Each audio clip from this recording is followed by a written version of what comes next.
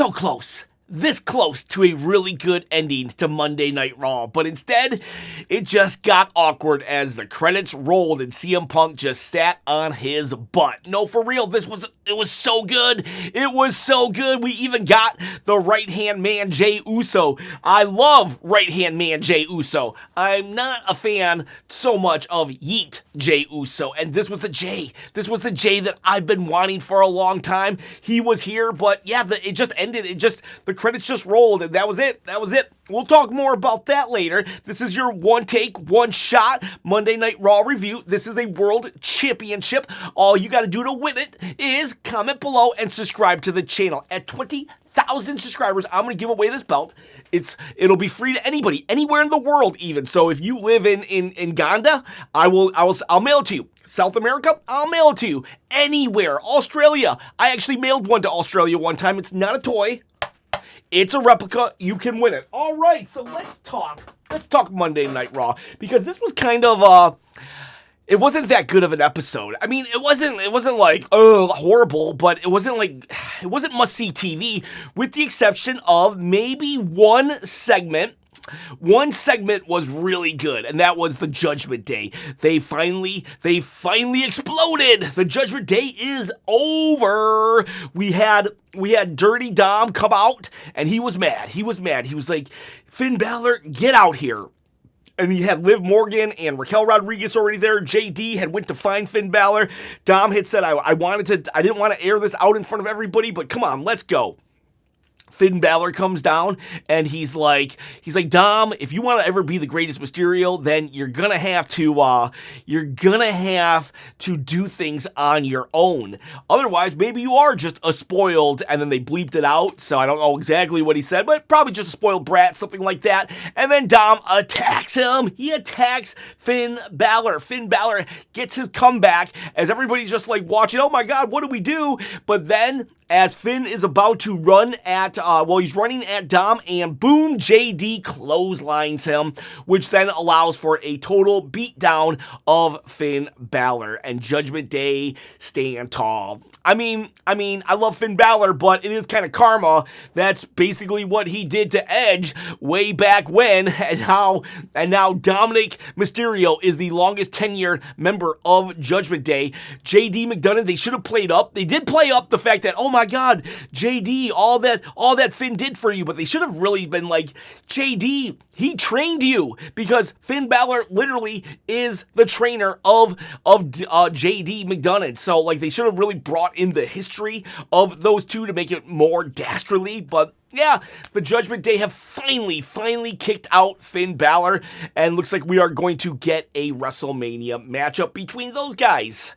I wonder if we're going to do with the AAA title, but Finn Bálor, JD McDonough definitely sided with the Judgment Day, and it was a scene to see all four people beating down Finn Bálor. Question though, where's Roxanne Perez? I know she's injured, but did they ever say Roxanne Perez was injured? Did they ever or did she just like disappear like Carlito? Because it's easy to just say, hey, yeah, she's injured and she'll be back eventually. They told us when Liv was injured, but I don't recall them saying that not Raquel Rodriguez, but Roxanne Perez. I don't ever recall them actually saying Roxanne was injured. So anyways, so yeah. Finn Bálor, that was a good segment. This was the best segment of the night. I really did enjoy the Usos and CM Punk at the end, but when it fell flat, that's what kind of ruined it for me and made the Judgment Day stuff the best of the show. And you could say, well, they couldn't have two beatdowns in one show, because the Usos definitely should have beat down CM Punk. Do you want to talk about that now? Let's talk about that now as well. So, the ending of the show was basically CM Punk. I think he was about to apologize, because he was telling to the crowd, hey crowd, I know, I wasn't sure if you guys were going to like me today because of everything I said last week, and I stooped down to Roman's level, and then the Usos music hit. Earlier in the night, we saw the Usos say, yeah, we got something to say to Punk, and now the Usos come out and they're mad. This is Jey Uso Uso, he's screaming at CM Punk, screaming, you don't understand. You need to apologize. You need to apologize because, you invoked Roman's dad, my uncle, he's dead. He can't defend himself. Whatever you have between Roman is between you and Roman, not my uncle. And Jey's mad. Finally, Jimmy says, hey man, you need to apologize. You need to apologize right now. I respect you, Punk. I respect everything about you, but you need to apologize. And then Jey's like, yeah, apologize. And then CM Punk says, I'm sorry. And he goes into history how one of the uncles, one of the Wild Samoans that he used to wrestle for him, and how he sat under the learning tree of them, which is the second Chris Jericho reference in 2 weeks. But yeah, so we get some history and how CM Punk says that he goes so back with the family, but there's just this one person that he just hates and has never respected him, and that's Roman. And then CM Punk goes, I'm sorry that you've been gaslit, that Roman has manipulated, that your uncle's son is such a horrible human being, basically. And that's it. That basically that means this is good stuff. This is good stuff, because CM Punk, he's not lying. If you go back on the channel, I've said multiple times that Roman Reigns has never once apologized for all of the things that he said and did to the Usos. He's done some horrible stuff to the Usos. I love Roman Reigns. He's my tribal chief, but I'm not going to say that he never did some horrible things. And he never once apologized. And that's what CM Punk is saying. Now, this is where CM Punk, two wrongs don't make a right. CM Punk was like, how come he gets to, but I got to apologize? He doesn't have to apologize, but I got to apologize? That's a separate issue, CM Punk. Just because Roman is a jerk to his family doesn't mean it is right for you to be a jerk to his family as well. But that said, CM Punk is just like, no, he's horrible. He's been horrible to you, and I apologize that you guys don't even see it. And that, I don't know who hit him. I think it was Jey. I think Jey laid out CM Punk, which I liked. And then it fell apart, because then Jimmy just grabs Jey and is like, come on, let's go. And I think that was stupid. I think they should have just beat down CM Punk right here. I think they should have just, the moment he was hit, they should have been like, pause for a second, and then beat him down. And you could argue, well, there was already a beatdown earlier in the show with the Judgment Day, right? Okay, well then just make that beatdown with the Judgment Day next week. That's all you had to do. That's all you had to do. This week, you could just say that Dominic Mysterio was so sad about losing the Intercontinental title that he didn't show up to Raw. That's it. And then we could have had something else go on in this spot. And then we could have beat down CM Punk here with the Usos because he had dishonored the family. And then next week we could have had the Judgment Day broke up. I mean, we've been waiting for the Judgment Day to break up for about 3.8 years at this point. So I think it would have been okay if we waited one more week. This was a really good segment. I love that CM Punk, it feels like he was about to apologize, but then once he was, so you need to apologize right now? It was like, no, then I'm not gonna. You ever do that thing where you're gonna do something, but then when someone you don't like tells you to do it, you're like, maybe I won't do it. And that's what it kind of felt like. And I actually liked it. It's just we needed more. The Usos value family over friends. We've seen it many, many times. And we needed the Usos. The Usos should have completely crashed out here. Instead, CM Punk just looked up at them. And CM Punk, honestly, is manipulating again. Remember when he used his best friend, Paul Heyman, to get at Roman Reigns? He put Paul Heyman in a horrible position that ruined a business relationship that Paul Heyman had with Roman Reigns because he was just trying to irk Roman Reigns. Now, CM Punk is literally putting his friends that he hangs out with and go to hockey games with, the Usos, he's making their lives miserable because he's trying to get at Roman Reigns. Punk knew that Roman wasn't here, so he knew Roman would be watching, so he got his cousins all worked up just to pick at the scab of the Roman Reigns CM Punk feud. But in the wake, the Usos are now collateral damage. So CM Punk is doing the same exact stuff to Roman Reigns, just in a different way. But that said, yeah, CM Punk just kind of just stayed there as the Usos backed away. I don't think the Usos should have backed away. It should have been a total beatdown.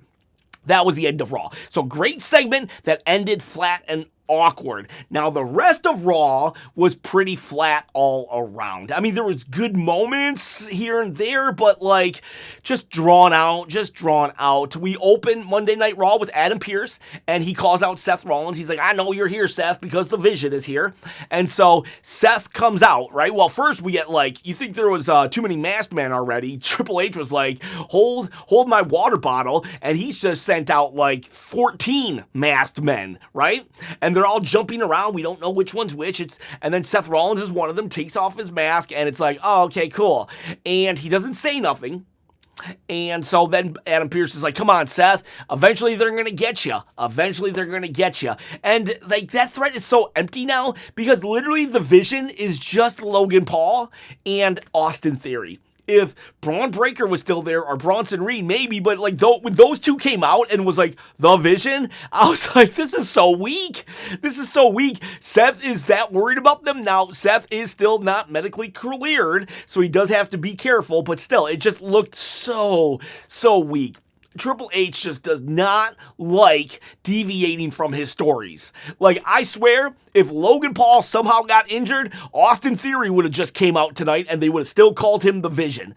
Because, because Triple H is gonna get Seth Rollins for some Vision member at WrestleMania.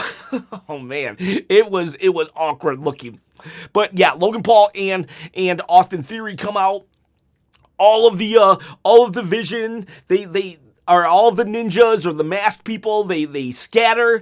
You don't know who's who. They confuse everybody. And then LA Knight's music hits. And he comes down to fight Logan Paul and Austin Theory. And then it's like, I mean, I get it. He like drove Paul Heyman away, but I would rather hear LA Knight on the microphone than just have him come down to just fight people.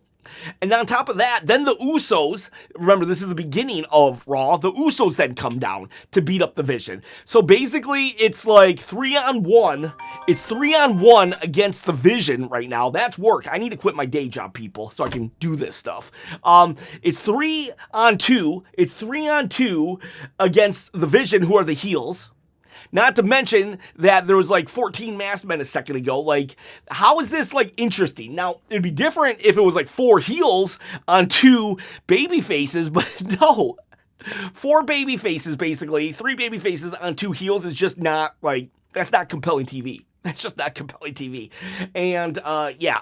So then eventually we go in the back, and when the Usos are going after the Vision, that's when the Usos say, yeah, we got a bone to pick with CM Punk, and they go after CM Punk. So then we have a gauntlet match. A gauntlet match that goes from, 8:17 all the way to 8:57. I'm telling you, we just had a gauntlet match on SmackDown, and now we have a gauntlet match here. Triple H writes these gauntlet matches just so he doesn't have to write actual stories. He can kill airtime and make it seem like these banger matches are happening, and by doing a gauntlet match, it seems like you're getting multiple matches, but in reality, we get one long match, so we can just kill 40 minutes of TV, which is lame. We could do so much in 40 minutes, but we have, Lyra versus Io. Io wins. Then we go Io versus Raquel Rodriguez. I'm not a big fan that Raquel Rodriguez has now lost multiple number 1 contender matches, and now she just lost in a gauntlet match. Not a big fan of that. Liv Morgan does come out to like help her at one point, but then Stephanie Fakir, her music hits. I did like that Liv Morgan didn't run away, but just went after Stephanie Fakir, and then they fight to the back. This distraction allows Io to beat Raquel Rodriguez. Raquel Rodriguez, she loses, but she gets her heat back kind of sort of because she's like, oh, I can't believe I lost. And then she crashes out and attacks Io. What I really like, this was honestly my favorite part of the entire 40-minute match, right? Just full of great wrestling. My favorite part was, ironically, no wrestling. So after Raquel crashes out and beats up Io, what's her name? Oh my gosh, I'm wearing her shirt. Ivy Nile. Ivy Nile comes running out, and she just instantly pins Io Sky. That's smart. Io Sky just got dominated, so she instantly goes and pins her. No moves, no anything. That's a good character beat. That's good character development from Ivy Nile. Love that, love that. And then Bayley comes out. I did like a wrestling move from Ivy Nile. She did the bulldog standing suplex that where all the blood goes to her head. She did it for a very long time on Bayley. That was really impressive. But Bayley will win. And then Asuka comes out and, Kairi tries to help, but then Lyra, interferes or stops Kairi from helping, and Asuka loses. Asuka loses, and now we have Bayley the winner. She's now the Intercontinental Champion, #1 contender. We're going to have that next week on Raw. That matchup right there against AJ Lee, and it's like, cool, I guess. This will be like their second time ever fighting each other. Like, I think Bayley is the only horsewoman to actually fight to wrestle AJ Lee, because AJ Lee kind of left right before the horsewomen got really popular and big back in the day. So, like, and I know this was a match that they both wanted, and they're actually like really close friends too. So, I mean, good for them, but yeah, so, okay, great match, but 40, 50 minutes of just TV when we could have had a lot of stories. We could have had a lot of stories in this, and we just didn't. We didn't. Danhausen, he did do a curse on OG Grande Americano. He tried to, like, it was a funny segment. He tried to get his mask. We could get double the monies, and Grande's like, no, you can't touch a mask. That's very disrespectful. Okay, fine, you're cursed. And then I hope that Danhausen doesn't curse every single episode. Now, he didn't curse The Miz on SmackDown. He said, be careful or I will curse you. But I don't want him cursing everybody every single time. I want it like Paul Heyman's. This is a spoiler, not a prediction. He doesn't say it all the time. He says it enough that it's a thing, but not all the time. I don't want Danhausen to curse everybody every single time we see him, because I want that curse to really mean something. But it looks like it does, because they kept talking about how Dominic fell to the curse, and then when he curses El Grande Americano, when we go to the ring, we have Penta. Penta does a great interview. We need to give Penta more interview time as well. He's not great on the mic like LA Knight is, but you feel it. You feel how grateful he is to be in the WWE, his passion and his love of the game, that I want to hear more Penta. I really want to hear more Penta speaking. And then Grande Americano comes out. At first I was like, oh wow, just are they shooting him different camera-wise? But it is revealed that it's the other El Grande, not the OG Grande, which was kind of cool though, because he's wearing the OG's colors. So that's implied that the OG, what happened to the OG Grande Americano? Maybe he got jumped, but either way, the curse, it's still 100% right now. And then we have the tall Grande Americano fights Penta. They fight, and I don't understand this in a way. Penta won, which is totally acceptable, right? He's the new Intercontinental Champion. I don't blame them for letting him win. But the thing is, he won clean, and the original Grande Americano and this Grande Americano, they're in the middle of a feud right now. So, it's weird that he just beat him clean. You should have had the OG come out, maybe in a bathtub, a bath towel and his mask, because he got jumped and his clothes were stolen, and he cost the new Grande Americano the match. We should have done something there. We could have had a story beat there, but for him to beat him clean just makes their feud lesser now, because you get what I'm saying? So that was kind of weird. Stephanie Vakir, she did a backstage promo, a pre-taped, that was actually really good. This was Stephanie Vakir's best promo yet. And what I liked about it is she kind of retconned what she was saying, in that in the past she was like, you're so privileged, Liv Morgan, and you don't deserve this title. And I'm like, wait a second, why is she privileged? Because she had the best equipment. I mean, John Cena, Batista, Randy Orton, are they privileged? Because they also went through the same process that Liv Morgan went through with the equipment being chosen by WWE. So Stephanie corrected herself and said, and it's not so much that you're not worthy because you had the best equipment. It's because you hide behind people. You could do so much more. You have so much potential. You used what was given to you to become such a talent, and yet you now then take shortcuts and hide and all these things. You hide behind your friends. So that makes it that's good. That's good. So kudos for fixing that loophole, that plot hole right there, because I was not liking Stephanie by just saying just because you got privilege doesn't mean that disqualified her as worthy, but she wasn't saying that. So like they explained it well tonight. Great promo. I'm still rooting for Liv Morgan, but they turned it around for Stephanie Fakir. They closed the I don't know, whatever it's called, the plot hole. But then I loved when we cut to the Judgment Day in the back. Liv is like, well, at least I have friends. I love that was the takeaway for Liv. Not that I hide behind friends, I take shortcuts, is I have friends. So Liv Morgan just so self-centered and great. We have an Oba Femi match against Rusev. I love Oba Femi, but I'm starting to get concerned about Oba Femi because he's a babyface, he almost has to get beat up the entire time, and then at the last second he does 3 moves and then he wins.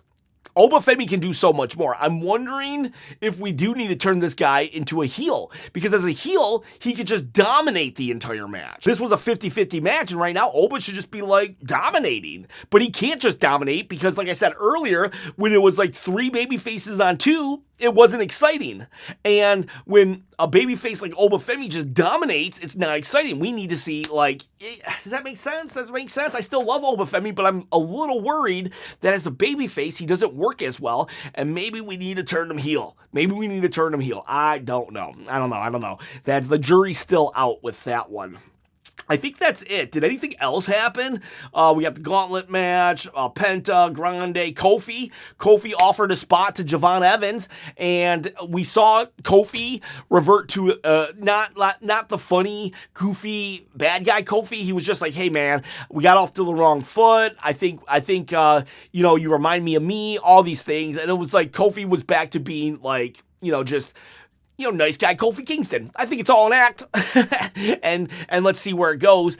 I don't want the New Day to just get beat by single stars. Remember when the New Day got beat by Penta? I don't want Javon Evans to now just beat up all the New Day. So I wonder where we're going with this, but we shall see.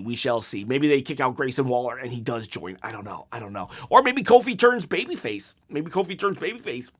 And then after that is pretty much the final segment, the Punk Uso segment that I already talked about. I hope you understood what I was saying about Oba Femi. Like, honestly, I love him as a babyface. It's just, he's just too powerful. So it's almost like he has to be a heel because he's just so powerful. Anyways, there you go, boys and girls. What am I going to give this Raw? The Judgment Day stuff was great. The Usos Punk was good until the end, and Stephanie Fakir was great. And I actually did like the Oba Rusev match. It's just I worry long-term wise. I'm going to give this a C+. C+. The ending was too awkward. No, C. Give it a C. Average. And here's the deal. We're at WrestleMania season. It should not be average right now. No more gauntlet matches. You gave us a gauntlet match on Friday. Now you gave us one on Monday. We shouldn't have another gauntlet match until like December. All right, boys. All right, girls. See you. Bye.